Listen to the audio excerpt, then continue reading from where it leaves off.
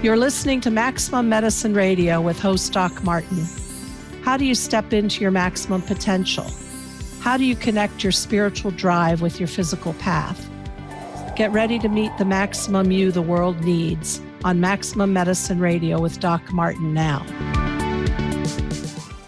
So I'm back home after my week stay at the Monroe Institute, and the week was packed with experiential exercises. Then we debriefed among the group. Then we did outdoor work. It was really spectacular.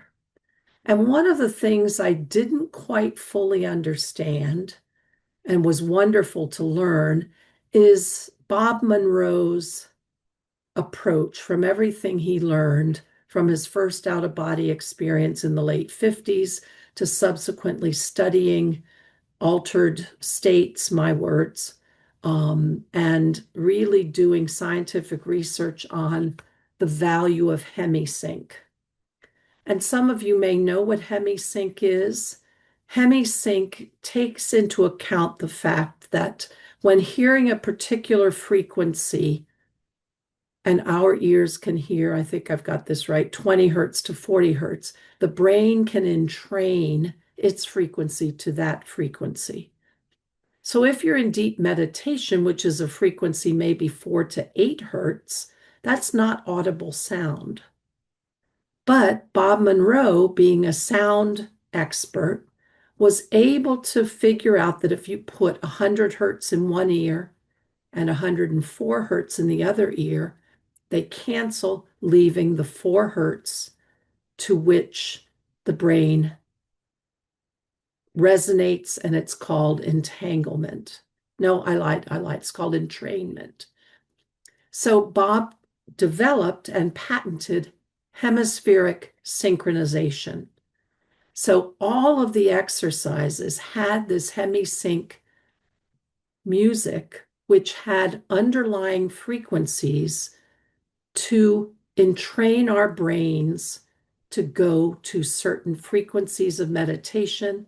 And quite truthfully, the frequencies, although I couldn't audibly hear them or know them, I mean, I was tripping out in my meditative state, take you to different, I'll use my words, dimensions, different frequencies of experience.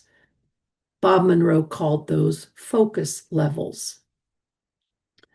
And I talked earlier that we had focus level that I call the place before creation. And we had a focus level that I called what we might now in, today's spiritual teachings, we would call unity consciousness. Spectacular. If you have a chance to go, the Monroe Institute outside of Charlottesville, Virginia. One of the things that was so clear to me, and I'll tell you the story of how it presented, but was so clear to me of how we can get trapped ourselves, the consensual, in this bubble that I'll call a thought form. Other people call it that too. And I saw it like an eggshell. It was a barrier to you being able to see the bigger perspective. And the world has 360-degree all around you potential, and you're seeing through one narrow window. And that window is bordered, and I'm using my words to explain it, bordered by your thought form, trapped by your thought form. And I thought, what if we could help everybody? Well, I'll remind you of Leonard Cohen's beautiful music, The Crack Where the Light Comes In. If we could crack that thought form just a little for people to be able to see the world of possibility, maybe we wouldn't be so stuck in our consensual fractiousness. My dream. Well, one of the experiences Bob recounted, he had one of his experimental subjects who was able to go into a deep enough state. She actually channeled an intelligence that then, And this is, we're talking the days of, do you remember the books by Jane Roberts where she channeled Seth? So in those sessions, an intelligence came through and told Bob, there is a soul you're going to meet. I'll use my words recounting this, and you can help. Well, what the experimental subject, her name was Rosie McKnight, what she channeled was a young man who was a ship's cook, and the ship blew up from an explosion, and he was in the water, stuck, holding onto a log, freezing in the dark. Well, he was dead. But he was in this existence. We might call it purgatory. We might call it limbo. We might call he had not crossed over. And he was sobbing. Well, I was sobbing listening to the video that Bob had recorded of that session. And Bob was able to get this young man, soul. And by the way, this happened in 1820. So you can see how these things happen irrespective of time and place. Happened off the coast of Scotland. And he was able to get this soul to see that you are more, that there are other dimensions you can access. All you have to do is open, my words, your window of perception. He got the kid to look up.